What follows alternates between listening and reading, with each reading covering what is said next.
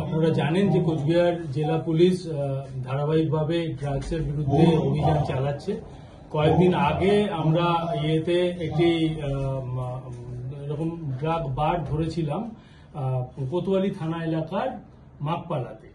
সেই রকম ভাবে আমাদের কাছে আরেকটা ইনফরমেশন ছিল যে সাহেবগঞ্জ থানা এলাকাতেও এরকম যে ইয়াবা ট্যাবলেট বা ব্রাউন সুগার ইত্যাদি নিয়ে একটি ড্রাগ বার মতো চালানো হচ্ছে।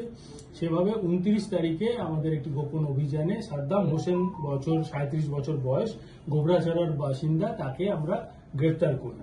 তাকে গ্রেফতার করার পর তাকে আমরা 4 দিনের পুলিশ রিমান্ডে নিই এবং তার থেকে যে তথ্য পাই সেই সূত্র ধরে আমরা তাকে এগুলো ইয়াবা সাপ্লাই দিত, সেই জাফির হক, সেও বালাকান্দি দিনহাটার বাসিন্দা, তাকেও আমরা গ্রেফতার করি এবং তাকেও আমরা এখন 3 দিনের পিসিতে নিয়েছি। এদের কাছ থেকে আমরা মোট 10,000 পিস ইয়াবা ট্যাবলেট উদ্ধার করেছি, যার ওজন হচ্ছে 1 কেজির ওপরে। 1 কেজি ওজন এই ইয়াবা ট্যাবলেটের। কিভাবে চালাতো এই বারটা যদি এটা আমরা অনেক জায়গাতেই দেখছি, কারো বাড়িতে, যেহেতু এই নেশার বস্তুগুলো খুব ছোট আকৃতির, এগুলো ধরা পড়া খুব মুশকিল, তো সেই জন্য এরা এই জায়গাতে এগুলো আমাদের ব্রেথ অ্যানালাইজারেও ধরা পড়ে না। তো এরা এইসব জায়গাগুলোতে সুযোগ নিচ্ছে যে একটা কারো বাড়িতে ভালোভাবে চুপচাপ একটা পরিস্থিতির মধ্যে থেকে তারা গোপনে এগুলো নেশার দ্রব্য ব্যবহার করছে। তো এইগুলো বিভিন্ন জায়গায় যেখানে হচ্ছে আমরা তার বিরুদ্ধে ধারাবাহিক অভিযান চালাচ্ছি। বাজার মূল্য কত 1 কেজি? 4 লাখ টাকা মতো বাজার মূল্য। মূলত এই যারা বার চালাচ্ছে তাদের টার্গেট কি যুব সমাজ বা বিলো 18? হ্যাঁ, যুব সমাজই এর মেইন। এই যেগুলো ড্রাগসের বিরুদ্ধে, তো যুব সমাজের বিরুদ্ধেই আমাদের যুব সমাজকেই এরা বেশি করতে চাইছে।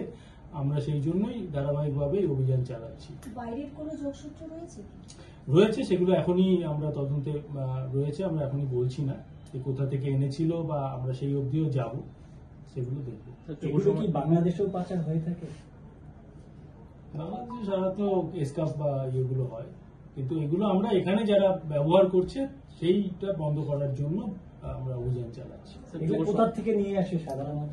এগুলো এখনই বলবো না, আমরা তদন্তে রয়েছে, আমরা সেগুলোর অবধি যাই। এখন থেকে বললে এগুলো কোথায় কোথায় এগুলো বিক্রি করতো, সাপ্লাই করতো?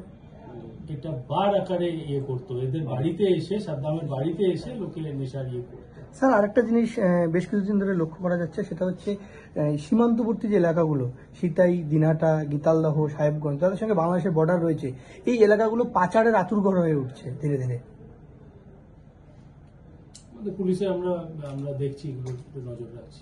কোথাও কি গাঁজা নিয়ে অতি সক্রিয়তা, মানে ওই সুযোগটাকে ইয়াবা ট্যাবলেটে টান দিচ্ছে যে ছোট আকারে ছোট পাচারের সুবিধা হবে? না, আসলে এক একটা নেশার বস্তুর আলাদা আলাদা মাত্রা রয়েছে, যে ধরনের নেশা করতে অভ্যস্ত।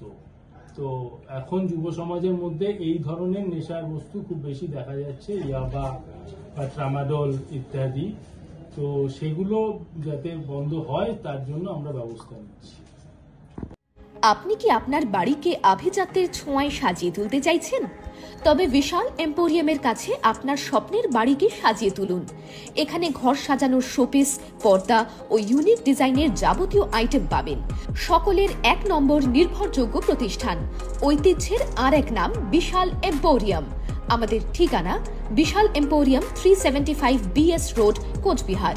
বিশদে জানতে কল করুন 9830157944 অথবা 03582224691 এই নম্বরে।